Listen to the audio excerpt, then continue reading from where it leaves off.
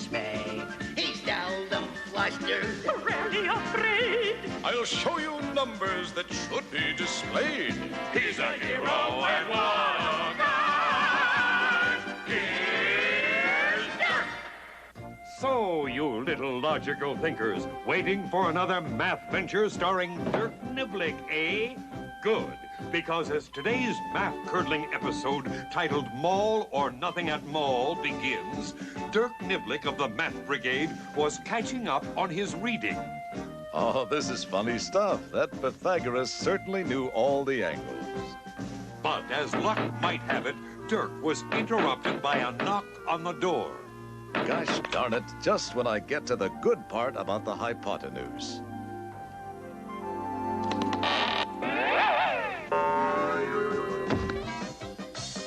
I'll get you for that. A knocking on the door. It could indicate someone standing on the other side of it. Hello, I was knocking on your door. Yes, I heard you. That's why I opened the door. Ha, it worked. Who are you? I'm a door-to-door salesman. But I already have a door. You just knocked on it, remember? Yes, of course, but I'm not selling doors. I'm selling... Batteries. You're a door-to-battery salesman. You should always keep an extra supply of batteries around the house in case of emergencies, so that when the lights go out, you can still play with your toys. You're right. And I do need some. How much are they? This box is 50% off. Special sale price. How many in a box? This box holds a dozen.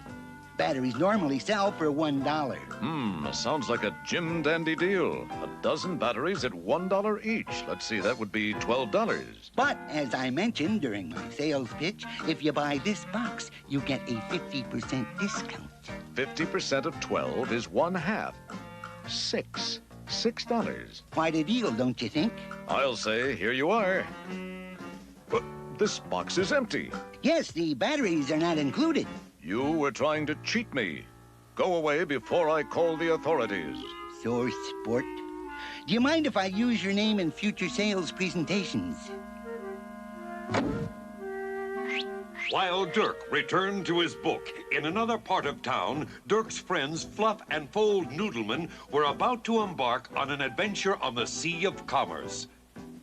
Fluff and Fold, I wish you luck. Now then, any questions before I go? A couple, Mr. McBurger. You said when we bought this music store franchise from you, we had to make good in a week, or you take the store away from us. Yes, that's one of the beauty parts about our My Ears Are Falling Off music store. If you can't make a go of it, we don't want you to suffer. We just sell the store to someone else. And we get our money back? Ah, that's one of the ugly parts. No, you don't, but I'm sure you'll do quite well. But, Mr. McBurger, what kind of music should we sell from our store? I'm glad you asked me that particular question. I've done some research on that very subject, and I'll be happy to sell it to you for an additional $25,000. Okay, but almost all the money we inherited in another story is gone now. I have asked a sample of people in this town what kind of music they would like to buy, and 98% said they would like cello music. Cello music? That's right. So if I were you, I'd stock plenty of cello records and tapes. Good idea. They'll sell like hotcakes. Where can we buy cello music? Bring it in, boys. Now we're ready for business. Almost. I also did a second survey and found that 2 out of 3 professionals prefer a different kind of music. So maybe you should buy it as well. What kind of music did 2 out of 3 professionals surveyed like? Music to float on root canals by. Put it over there, Beacons. Good luck. Well, math fans, so Fluff and Fold are in the music business, eh? I wonder if Dirk knows about this. As a matter of fact, I don't. And it's been 6 days. Dirk Niblick here. What? I'll be there in a tick, Fluff. Fluff said she and Fold have been open for business for 6 days in their new music store and haven't sold 1 record or 1 tape. I'll see if I can bring some of my marketing genius to bear. You mean the only kind of music you sell is cello music and root canal music? Uh-huh, only we haven't sold any. And if we don't make good by tomorrow, we have to give the store back to Mycroft McBurger. And you say Mr. McBurger told you he had done a sampling of your customers and their musical tastes? Yeah, take a look. He interviewed 1,000 people and found out that 98% of them like cello music. That's unusual.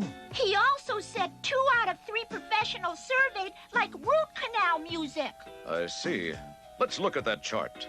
The survey was done at 13 Long Hair Lane. Perhaps I'd better look into these figures. Okay, Lieutenant, but hurry up because we're going down the chute. I think I see the error of this survey. No, we don't need numbers to solve this problem, just a little Niblick sense. So, Lieutenant Dirk Niblick thinks he has stumbled onto something, does he? But do you know what might be wrong with Mycroft McBurger's survey? Puzzle it out. Use your noodle. We'll be back in just a mite.